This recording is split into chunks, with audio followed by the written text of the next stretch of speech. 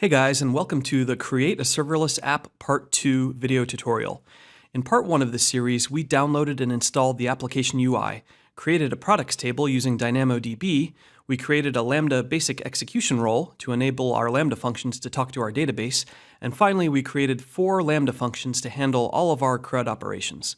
So if you haven't seen Part 1, you might want to pause this video and go through that one first so that you have everything you need to proceed with the next phase of our project, which is building a REST API for our application using AWS API Gateway. So if that sounds good, please continue to watch this video and we'll get started right away.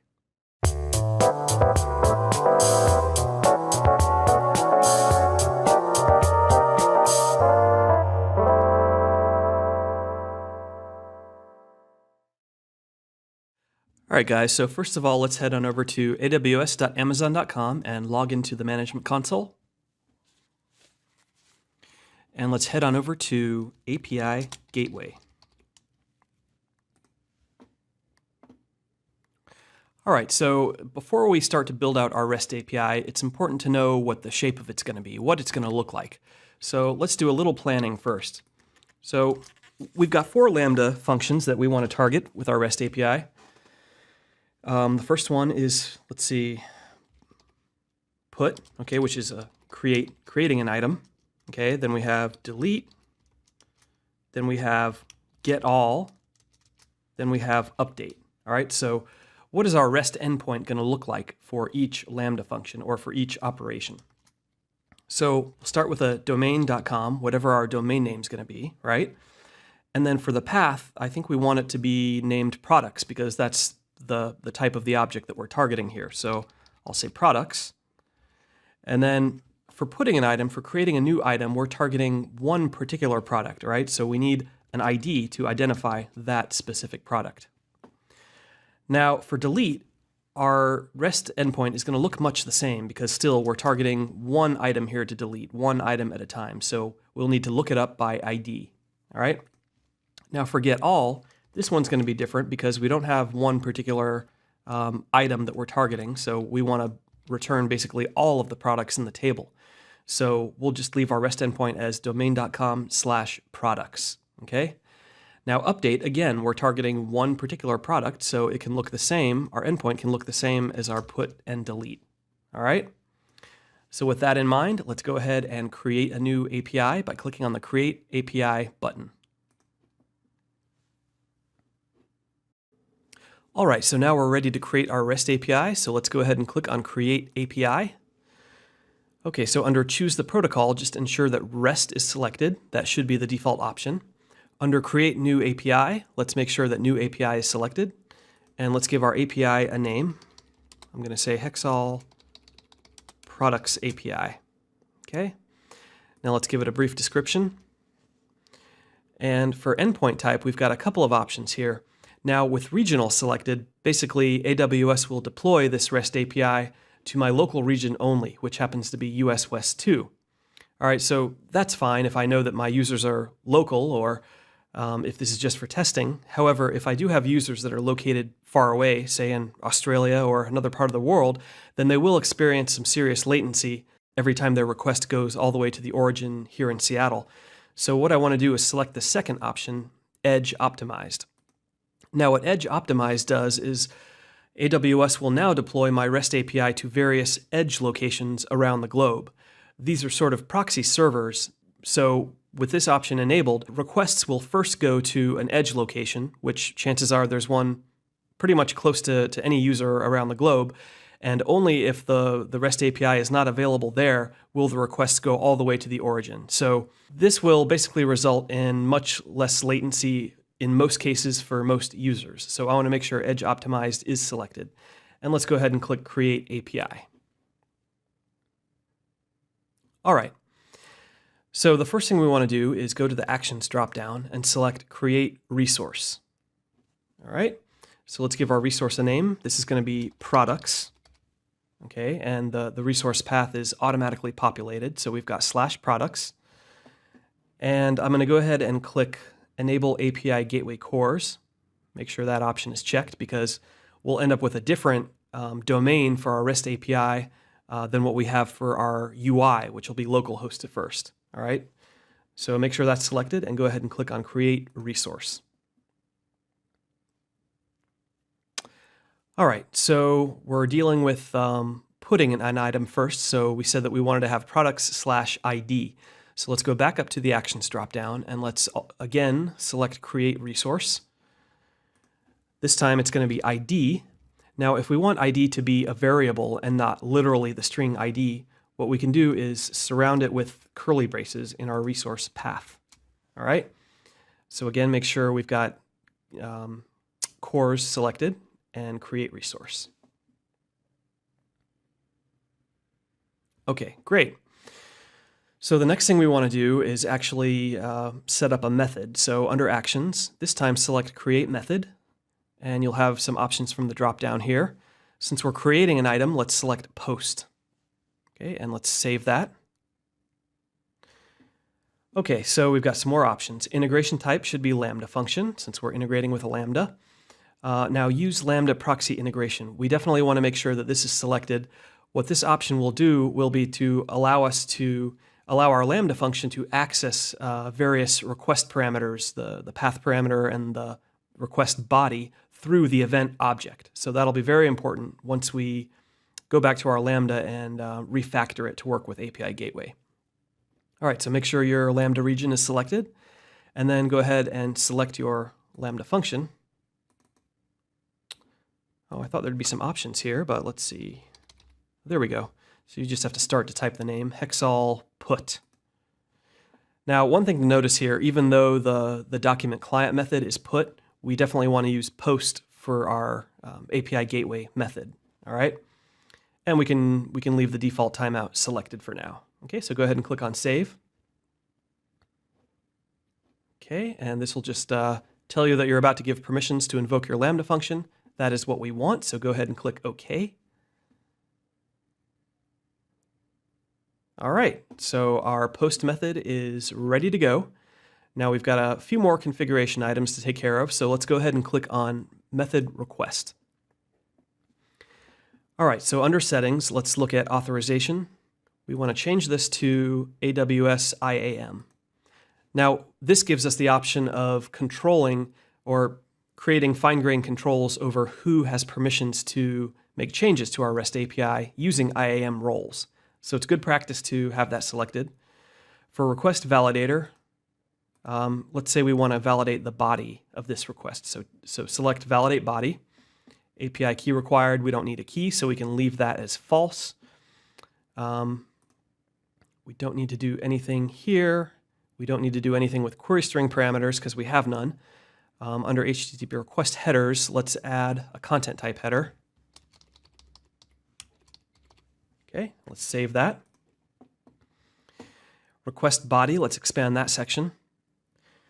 Okay, so add model. API Gateway has the concept of models. A model is pretty much a schema for the body object that we're going to be sending through for the request, in this case, which will be a product. So we need to go ahead and create a model first and then add it here. So on the left-hand menu, let's select Models and select Create. All right, so let's give it a model name. I'm going to say Product. Content type is going to be Application JSON. And we can leave the model description blank for now.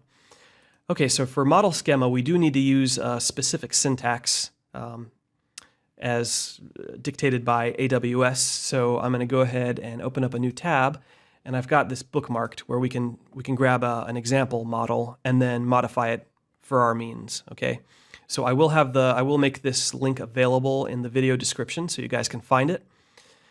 So once you're here, basically scroll down about a quarter of the way down the page to where it says we can use the following JSON schema to define the model for the above data. Let's go ahead and copy this example code and paste it into our AWS model schema text editor. Okay, so what we want to do is pretty much nuke everything under properties, and then we'll create our own properties. So I'm going to delete, I think that's right. Yep, there we go. First of all, let's change our title. I'm going to change grocery store input model to products input model. And then under properties, we've got two properties that we need to add to this object. One is going to be ID.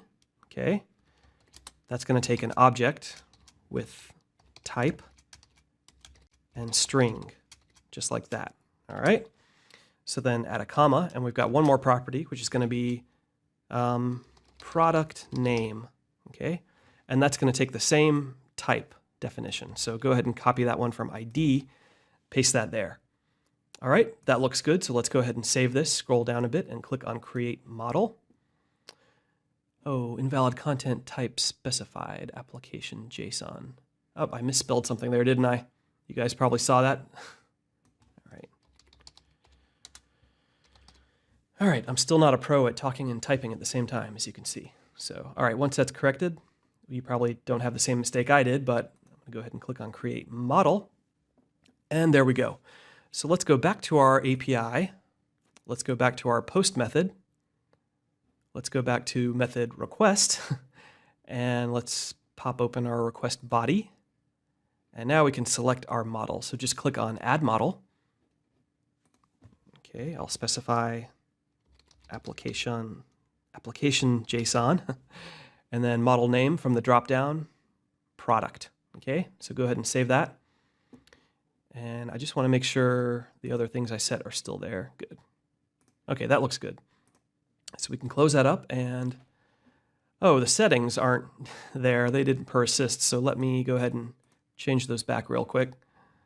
And sorry if you had to do this again like I did. I probably didn't save it. Yeah, that's the problem. So go ahead and click on the little checkbox there. It's not very obvious that you have to do that to save it, but that should do the trick. All right. So looking good so far. Let's go back up one level to method execution. Now we could test this right away, but we know it's going to fail. And why is that? That's because if you recall, our Lambda function is still hard-coded to contain the product data. So what we need to do is revisit our Lambda, do a bit of refactoring to remove that hard coding and access the product ID and the product name via the event object coming from API Gateway. So let's do that next. All right, guys, so let's head over to our IDEs and let's pull up our put function, hexalput.js.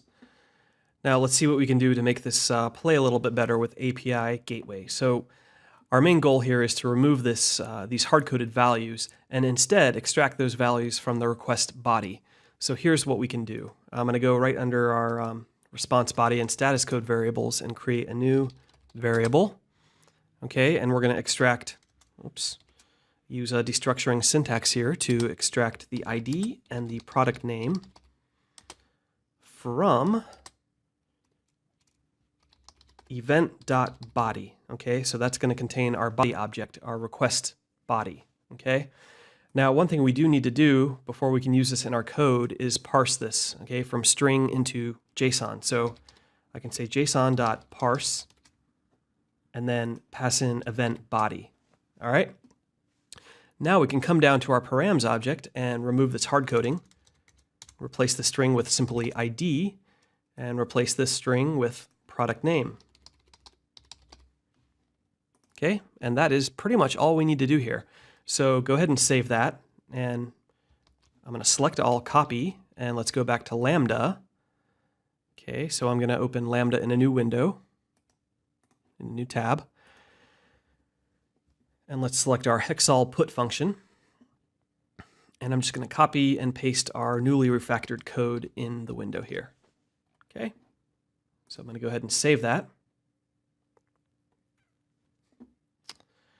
All right, so let's go back over to API Gateway and let's test out our post. Okay, so select post and let's go to test. All right, so we're going to be creating a new product here.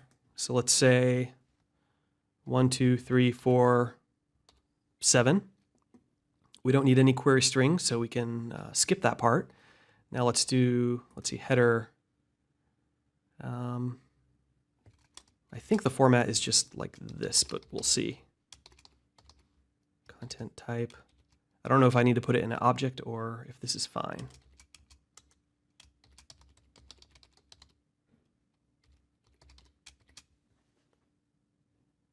Okay. What doesn't it like there? I wonder if this needs to be like in an object. I don't remember, but I think it's just like that. So we'll find out in a second anyway. All right, so for request body, let's construct our request. We're going to say ID.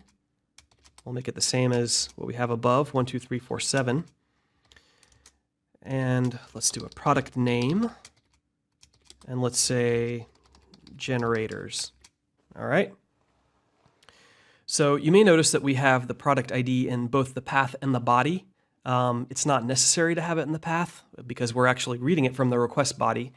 There's arguments for and against it. You can say that maybe you don't want to reveal the ID of a product in the path where it's visible to the user, but I think it's okay. I think it'll actually be helpful for debugging. So I'm going to go ahead and leave that in the path. All right. And let's go ahead and click on the test button. All right, so it's invoking our endpoint, which is invoking our Lambda. And let's see, status 201, so that's a good indication. And I'm just briefly scanning the logs here to see if I see anything amiss. There's our request body, that looks good. All right, so I'll tell you what, let's go over to DynamoDB. It looks successful from this standpoint, and let's see if our new product's there. So I'm gonna go Services. I'm going to open DynamoDB in a new tab.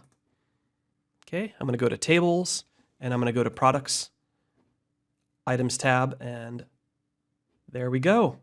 All right, first try. So that's looking good so far. All right, so we've got our post function set up in API Gateway, and now we just need to do 3 more.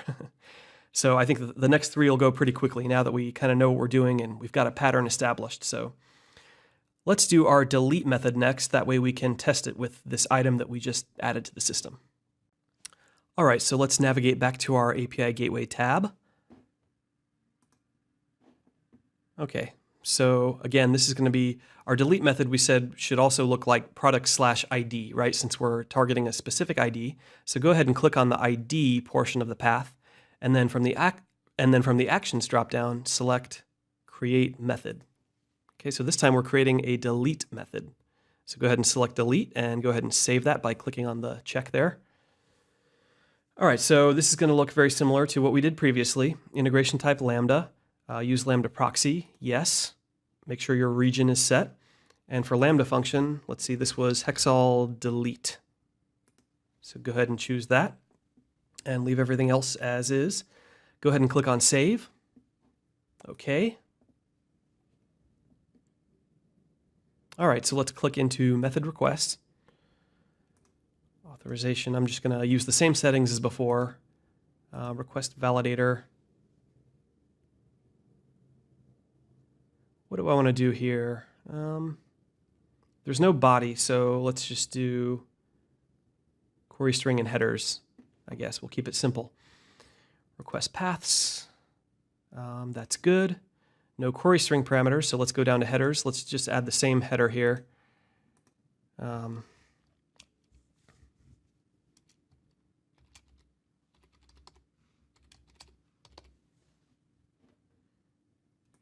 and go ahead and save that. There's no request body, so we are pretty much done here. Feels like I'm missing something, but I think, oh, that's what it was. I didn't save those two. All right. Let's go back to method execution, and okay, so we need to refactor our Lambda now for delete. So before we test, let's go back to our IDE. Okay, let's go ahead and open up our Hexal delete.js. Now again, there's just a few things we'll need to refactor here. So let's see, underneath response body and status code, again, we'll create our we'll extract our variables from the path. Const. This time we just need ID. So, whoops, what am I doing here? I don't need the equal sign there. Const ID equals, and again this time we'll do event.path parameters. Okay, so when we want to access the request body, it's event.body. When we want to request, or when we want to access path parameters, it's event.path parameters. All right, so let's just replace our string here with ID. And that should do the trick. All right, so let's go ahead and save that, select all, copy. Let's go back over to Lambda. Let's go back to functions, and let's select our Hexal delete function. Scroll down a bit, and we can just blow this code out and replace it. Save that. Go ahead and click on save. Don't forget to do that. And let's hop back over to API Gateway, and let's give it a test run. So I'm going to click on test. All right, so for the path, we're going to put in the ID 1, 2, 3, 4, 7. Query strings headers, so we'll do a header, content type.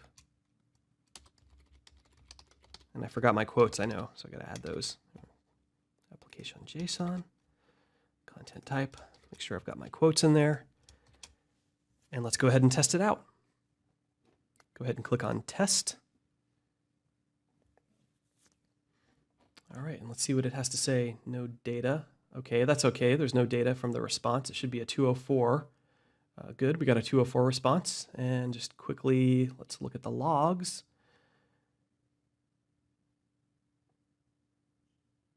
I don't see any indication that something's gone wrong, so that looks good. Successfully completed execution.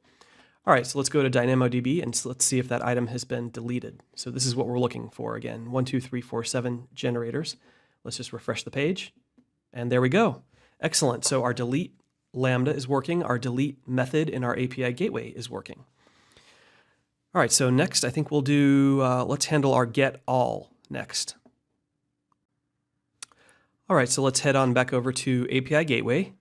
And again, we want to, okay, so for this one, we want to go back up to products, all right, because we're not using ID in this case. And this should be the easiest one we have to handle because we don't require any changes to our Lambda. Since we're just doing /products, we don't have any ID, we don't have any data that we need to extract from our request. So this one should be very straightforward. Let's go up to the actions dropdown and let's select create method. Okay, this is going to be a get method, so go ahead and save that. Okay, so integration type again is going to be Lambda. We do not need to use the proxy integration. I don't believe we need it. Yeah, because we don't need to access anything from the event object, so let's just leave that unselected. Make sure your region is correct, and what did we call this one? Hexal get items. All right, and leave timeout as the default. Go ahead and click on save. Okay. Let's go to method request. And I'm just going to use the same settings that I did before. Request validator. We don't have anything to validate here really, so I'm just going to leave it to none. I'm going to leave API key required to false. I'm not going to require any headers for this one, okay, since we're not sending in anything. And there's no request body. So again, this one's super straightforward. Let's go back to method execution and let's just test this one straight away. And nothing to enter here even, since we're just relying on the path itself to trigger the correct function. So let's click on test. And there we go. We can already see that this is working correctly. So here's our body, here's our response body, and it's got the 2 products from our table. Is that 2 or 3? 2. Water pumps and LED lights. Great, so that one was very easy. And there was nothing hard-coded in that Lambda, so we don't need to do anything there. All right, we're off to our last one, which is update. So let's go back to ID, okay, because we are going to use the ID parameter for update. Let's go to actions and create method. And let's select, is this put or patch? I believe this is patch. Go ahead and select patch and save that. All right, so for this method, we will be using ID and product name from the event body. So let's go back to our Lambda and let's go back to our IDE and update our Lambda function. Okay, so let's open up Hexal update item.js. All right, and again, right below the response body and status code, let's extract the variables that we need. So I'm going to do const brackets ID, comma, product name. And this will come from JSON parse event body. Okay, pretty much the same thing we had for our post.